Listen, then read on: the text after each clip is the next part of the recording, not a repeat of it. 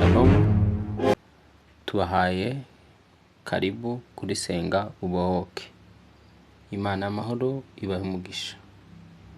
Tuje mu kiganiro cy'inzozi. Inzozi abantu benshi barazisuzugura kandi abantu benshi ntibazihe agaciro. Ariko ubuzima bushobora gusenyukira mu nzozi ndetse bushobora kononekara mu nzozi.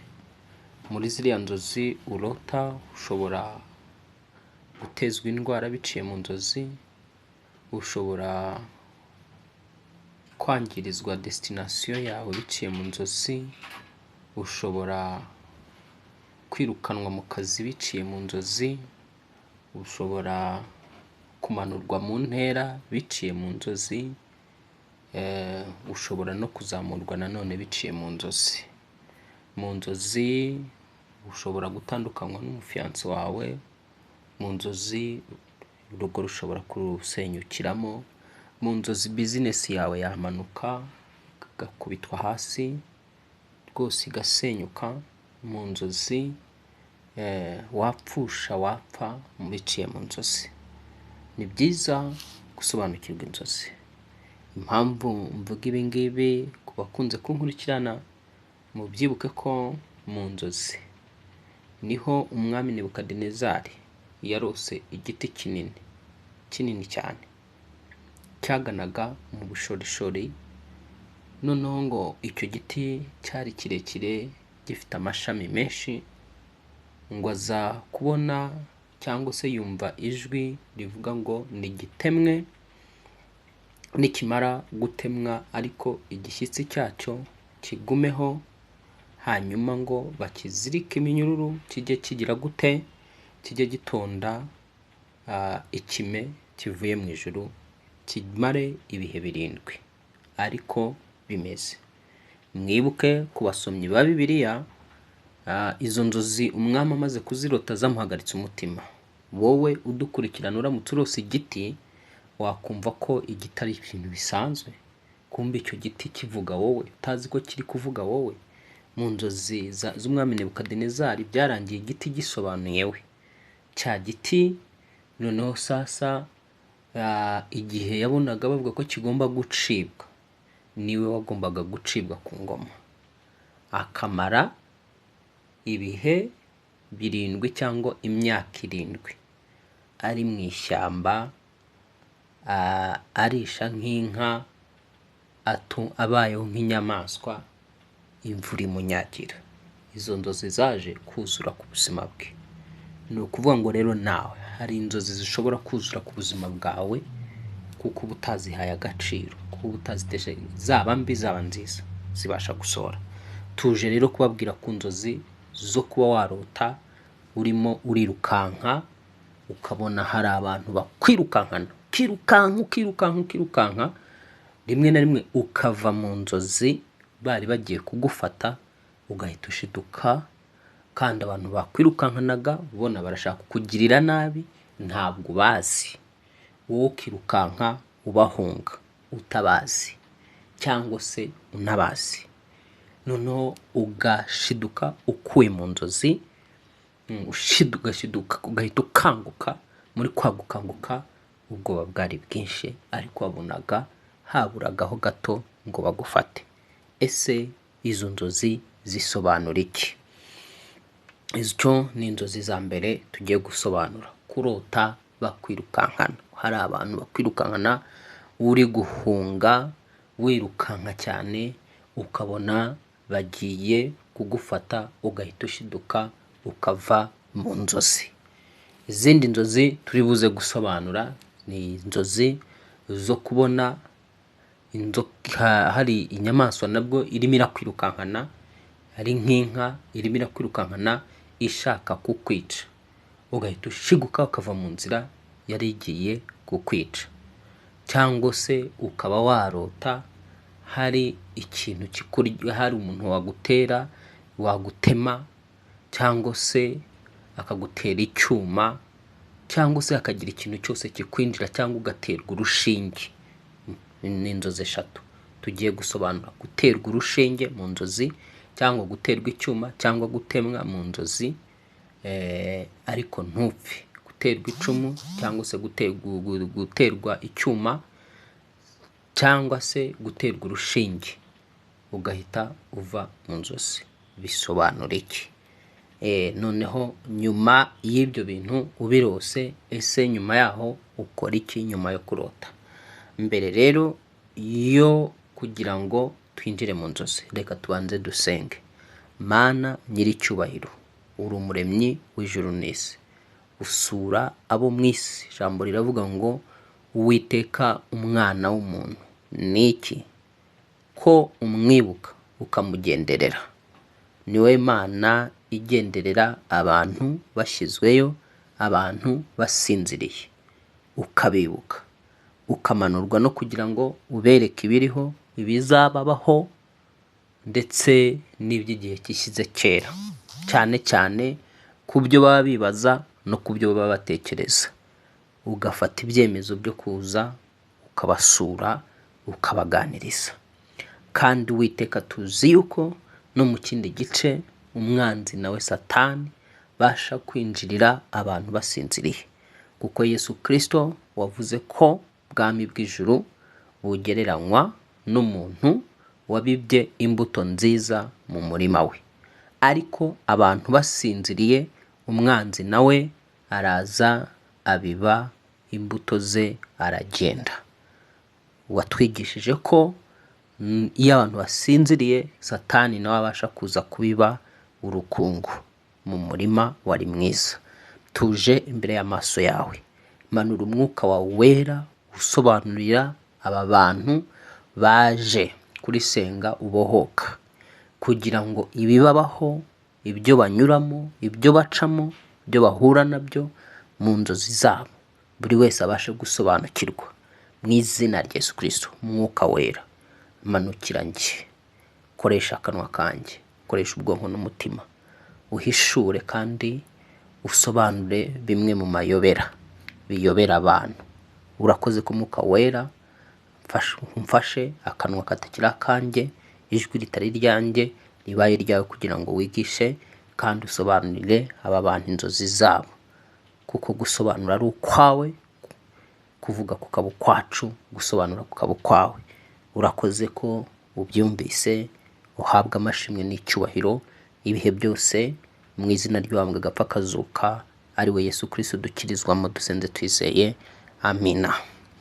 Dutangiye rero ku nzozi wowe warose bakwirukankana. Ukabona mu nzozi umuntu arimo arakwirukankana, barimo barakwikana, bashobora kuba ari benshi, ashobora kuba ari umuntu umwe, bashobora kuba ari babiri, ukabona urimo urirukanka, umuntu afasha abantu bakwirukankana bashaka kukwica cyangwa bashaka kukugirira nabi, ariko ugahita ukanguka, ukumva ko byari inzozi. Ntabwo ibyo byari inzozi. Reka dusome mu ijambo ry'Imana. Reka dusome igitabo cyo gutegekwa kwa kabiri, igice cya 11 kuva ku murongo wa 23. Handitse ngo Uwiteka azirukana ya mahanga yose imbere yanyu, muhindure amahanga abarusha gukomera n'amaboko. Reka nongere nsubiremo. Uwiteka azirukana ya mahanga yose imbere yanyu, muhindure amahanga yose abarusha gukomera n'amaboko. Tongere dusome Yosuwa 23 n'umurongo wa 10. Handitse ngo ahubwo umwe muri mwe azirukana abantu 1000, kuko Uwiteka Imana yanyu izabarwanirira nk'uko yababwiye. Mwumvise iri jambo Imana ivuga ngo Uwiteka azirukana amahanga yose imbere yanyu, muhindure amahanga barusha gukomera n'amaboko. Kurota wirukanka uri guhunga ni bibi, nta cyiza kibirimo. Igihe urota wirukanka uhunga, ukabona abantu bari kwirukankana, nuvuga mu isi y'umwuka hari abanzi bawe bashaka kukumenesha, bashaka kukuvana mu buzima, bashobora no kuba bakugirira nabi ngo bakwice, cyangwa se hari abashaka kukumenesha bakwirukana mu rushako rwawe kugira ngo urugo rwawe uruvemo, wahukane rusenyuke. Sof niba uri umuntu ufite business, ukarota wirukankanwa. Hari abantu bashaka kukumenesha bakagukura muri iyo business ikarangira. Niba uri umuntu ufite akazi ukabona hari abantu bakwirukankana, bivuga ngo mu isi y'umwijima ufite abanzi bakugenza, bagufitiye ishyari, bashaka kukumenesha ngo wirukanwe uhunge uve muri ako kazi. Ijambo hano ryo rivuga ngo Uwiteka azirukana amahanga yose imbere yanyu. Bivuga ngo hari umuntu ushaka kukwirukana, akakumenesha, akakuvana mu buzima, akakuvana mu iterambere cyangwa se mu cyerekezo cy'ubuzima. Hari umuntu ushaka kukumenesha ugatakaza agakiza, ukava mu gakiza niba wasengaga cyangwa se urusengero wabarizwagamo. Hari abashaka kugira ngo urusohokemo uruvemo, cyangwa se niba hari umushinga utangiye, hari ababa barimo barakumenesha bakwirukankana kugira ngo usohorwe muri uwo mushinga. Urumva rero ni ukuvuga ngo uba urimo uratera ibitugu abanzi bawe bateye ibitugu, kandi muri icyo gihe rero uba bateye ibitugu uba werekwa ko imbere cyangwa se ibyo uri gucamo biraza kurangira n'ubundi utsinzwe, uzamuye amaboko uhunze. Rero ni ukuvuga ngo igihe wari uri muri izo nzozi hari ikintu ugomba gukora. Abanzi baba baguhiga, abanzi baba bagushaka, urumva baba bafite target, bavuga ngo uyu muntu ibyo akora arabeshyera ubusa, aka kazi agomba kukirukanwamo, uru rugo agomba kuruvamo, uyu mushinga yatangiye tugomba kumumeneshamo, ibi bintu ari gukora bigomba kurangira abivuyemo. Noneho sasa uko niko kubona abantu utazi. Bivuga ngo n'ubundi bamwe hari uburyo bubiri kubona abantu utazi, kenshi na kenshi mu mayeri y'abadayimoni cyangwa se imbaraga z'abaruzi bakunze kwifashisha kwambara amashusho cyangwa amasura y'abantu utazi, ariko ntibiba bivuze yuko utabazi, bazi, ariko bakadesida kugira ngo biyambike ya masura wabona gutazi. No mu isi y'umwuka rero kwibona mu mwuka usinziriye ukabona uri muri rukankanwa, ni ukuvuga ngo n'ubundi haba harimo abakugenza bakwirukankana bakugira ngo bakumeneshe. Rero n'icyo uba ugomba gukora, uba ugomba guhita ugira ute, uba ugomba guhita ubyuka ugasenga. Noneho ushobora no gusengera muri iri jambo dusomye Gutegeka kwa 2:11-23, ugahagarara muri iri jambo. Ushobora no gusengera mu byanditswe muri Yosuwa igice cya 23:10, aho ijambo rivuga ngo ahubwo umwe muri mwe azirukana abantu 1,000. Ntabwo akagombye rero kubona umuntu akwirukankana ukamuha ibitugu. Niwe abo banzi bawe nibo bakagombye kuguha ibitugu. Muri icyo gihe rero Imana ibishaka kugira ngo wowe urose izo nzozi uyigarukire. Niba wihane, niba wature, usabe Imana imbabazi, hanyuma usabe gutsindwa kw'ababisha bawe n'abanzi bawe. Winginga Imana kugira ngo hatagira abantu uha ibitugu, hatagira umuntu ukwirukana, hatagira abakwirukana mu kazi, hatagira abakwirukana mu rugo, utaza kwirukanwa mbega ibyo ukora, mbega utaza kwireturuva ubivuyemo ukabihunga ukagenda. Uwiteka agutabare kandi akugire neza. Inzozi za kabiri ni inzozi zo kwibona hari nk'ikintu kikuruma, kikuriye, sofi inzoka cyangwa se umuntu cyangwa se inyamaswa. Nari ndimo mvuga iby'inka, kuba wabona inka ikwirukankana nayo, the same. Izo nzozi zenda kumera kimwe. Umurozi mu isi y'umwuka ashobora kwiyambika kwiyambika ishusho y'inka, ukabona inka irimo irashaka kukwirukankana, ariko mu gihe wabonaga ari igiye kugusatira ugahita ugira ute, ukanguka direct. Kenshi na kenshi rero nanone ni ababisha bawe, ni abarozi baba kugenza, ni abagome baba kugenza, baba batakwifuriza ibyiza, baba bashaka kugira ngo bakumeneshe. Nyine hari uburyo bwinshi cyane: kwica destination, kwica icyo wakoraga, kwangiza cyangwa kukwirukana muri business yawe cyangwa se mu kazi, cyangwa kumanurwa mu ntera. Hari abantu bifuza ko wamanurwa mu ntera nyine, none uko kukwirukankana no kurukanka cyane ubahunga, ugahita ukanguka ubona bari bagiye kugusingira. Igihe rero uhise ukanguka taho n'ubwoba bwinshi, ukongera ukaryama ntugire icyo ukora. Nihagira ikikubaho ntukavuge ngo ntabwo Imana iba yakuburiye. Inka yari irimo irakwirukankana, uhise ikanguka yari igiye kukwica, ugahita wongera ukaryama ukumva ko ari inzozi zisanzwe, ntugire icyo ukora. Ntukavuge ngo Imana ntabwo iba yakuburiye. Uwo ni umurozi uba wambaye ishusho y'inka, kwa kundi inka rero irimo irakwirukankana igukinagiza, ni ukuvuga ngo ni umurozi. Ni abagome baba bashaka kugira ngo mbega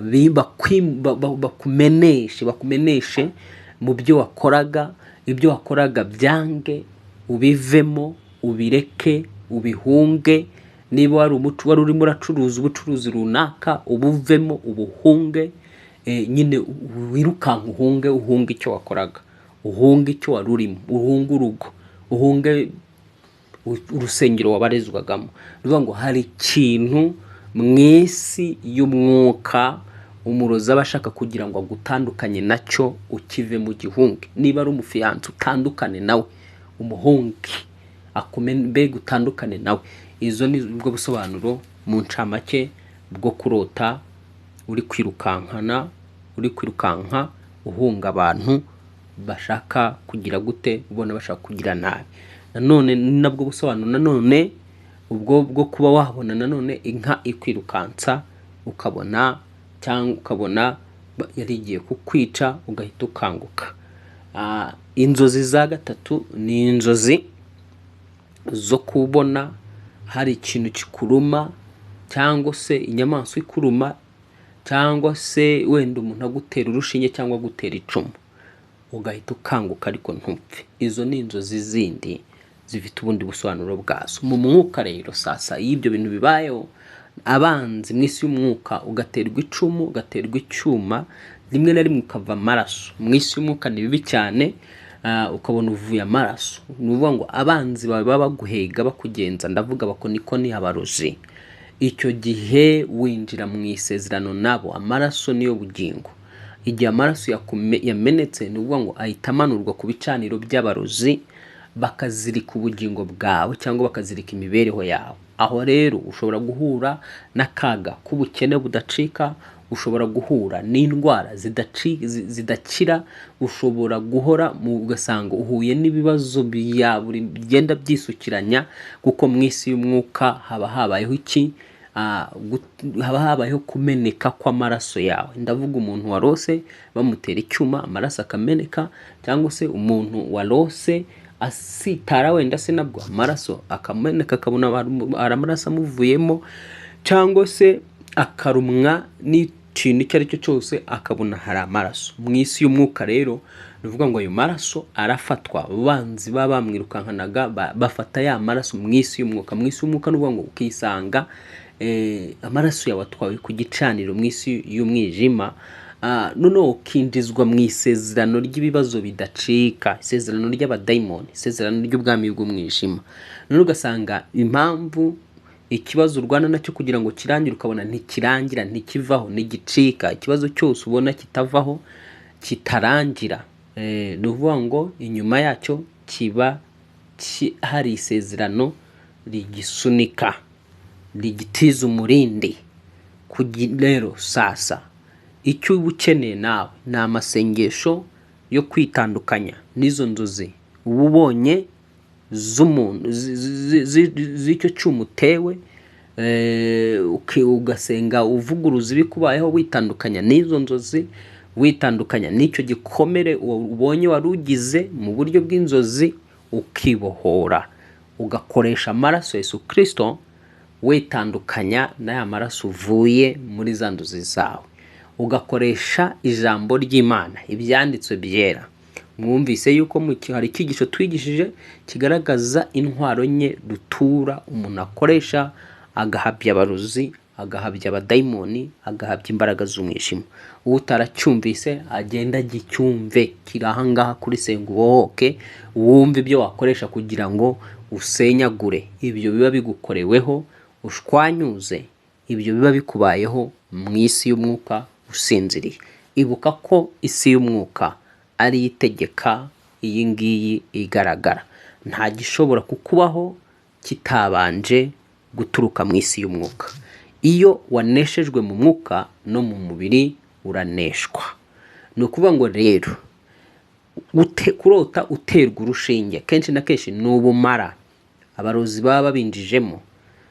Utewe urushinge, ubonye baguteye inshinge mu nzozi, ni ubumara baba baguteyemo. Ubumara bw'inzoka ni za virusi ziba zinjijwe mu buzima bwawe. Zishobora kuba ari virusi zigomba kuguteza indwara zitandukanye. Hariho n'abajya barwara sida z'indogano, sida za kirozi, sida z'inkorano ziba zakorewe ku bicaniro by'abadayimoni, ziba zakorewe ku bicaniro by'imbaraga z'umwijima. Bakaza bakazibatera biciye mu kubatera inshinge, mu kubakingira mu nzozi. Ni ibintu rero bikomeye cyane. Igihe urose ibyo uba ugomba kubyuka ugasenga, cyangwa ugashaka ubufasha mu mwuka, bitewe n'izo nzozi wagize. Ugashaka ubufasha mu mwuka, ugashaka umuntu w'umunyamwuka uri mu imbaraga z'Imana, uzi isi y'umwuka, sobanukiye isi y'umwuka, utayijijinganyaho, akagufasha mu buryo bwo gusenga. Ushobora rero kuba waba urimo uraca mu bintu bihuye n'ibyo byose. Ibyo uri gucamo ari rezilita z'ibyakubayeho. Uwiteka kurengere, Uwiteka gutabare. Uba ugomba gufata ibihe byo gusenga, ukiriza ubusa ugasenga. Izo nzozi rero zo guterwa urushinge ni mbi. Abantu baterwa amavirusi, abantu baterwamo indwara, bagaterwamo imyaku, imikoshi, inyatsi n'ibindi. Ubu rero muri iyi minsi ndi kumva ndi mu mavuta yo kubinjiza mu kiganiro cyane kijyanye n'inzozi. Tuzagaruka mu nzozi zo kurota ukora sex n'umuntu utazi cyangwa nabuzi.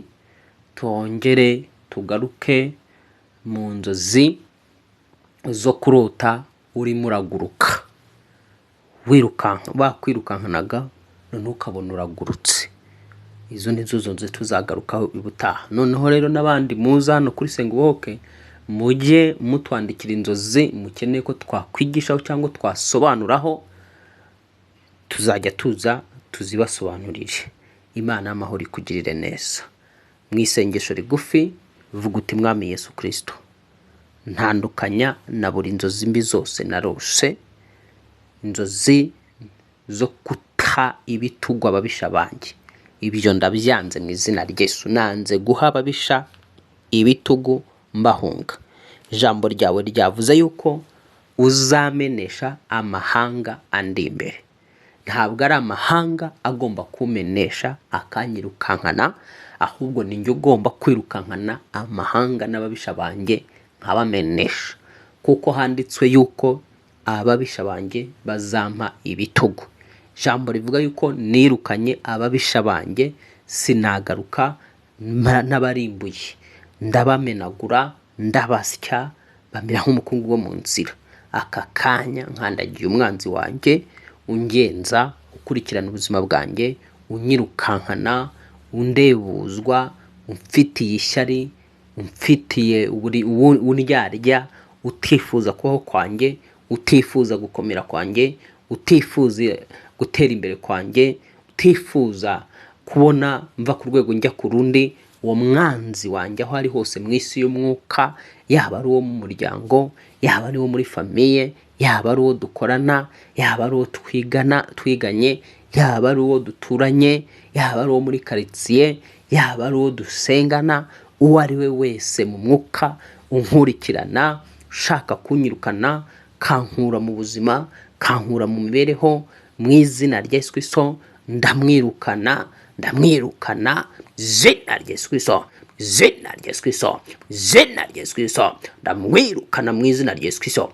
Sinzaha ibitugu abanzi banjye, sinzahunga abanzi banjye, izina rya Yesu Kristo. Abanzi banjye nibo bagomba kumpunga mu izina rya Yesu Kristo. Handitswe yuko nirukanye ababisha banjye, ndabakurikirana, ndabamenagura, sinagaruka kugeza aho mbarimburiye mu izina rya Yesu Kristo. Ndimbuye ababisha banjye bose bashaka kumenesha, bashaka kunkura mu mavuta yo gusenga, bashaka kunkura mu buzima bwubaha Imana, bashaka kunkura mu buzima busenga, bashaka kunkura muri business, bashaka kunkura muri, bashaka kunyirukana mu buzima bw'iterambere mu izina rya Yesu Kristo. Mu mbaraga z'Umwuka Wera nikingije amaraso Yesu Kristo.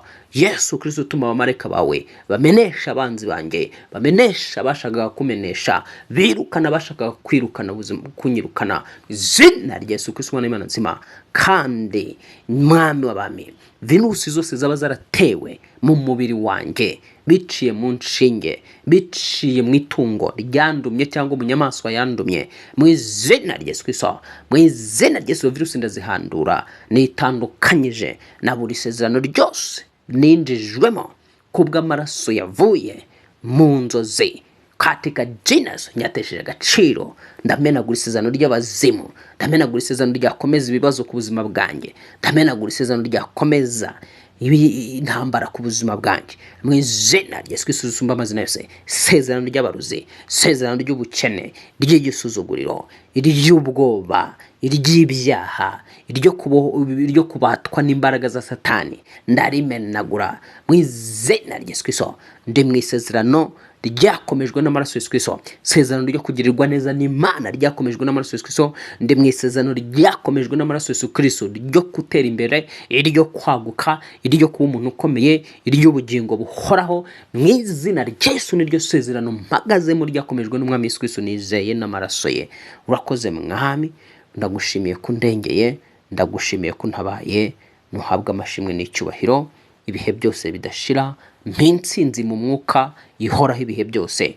Nk'uko ijambo ryavuze yuko umuntu umwe azirukana abantu 1000, manura imbaraga nirukana ababisha banjye barenga 1000 bangenza mu izina rya Yesu. Sindo guhunga ababisha banjye, ababisha banjye nibo bagomba kumpunga mu izina rya Yesu. Sindo kwirukanswa n'abangenza mu izina rya Yesu, ahubwo ninjye ugomba kwirukanka n'abangenza. Birabaye mu izina rya Yesu, nkubise hasi kandi nirukanyije abangenzaga bose, ndabamenesha mbajugunye kuzimu, mbafungiye kuzimu mu mbaraga z'Umwuka Wera uwo nahawe nk'umufasha mu buzima bwanjye.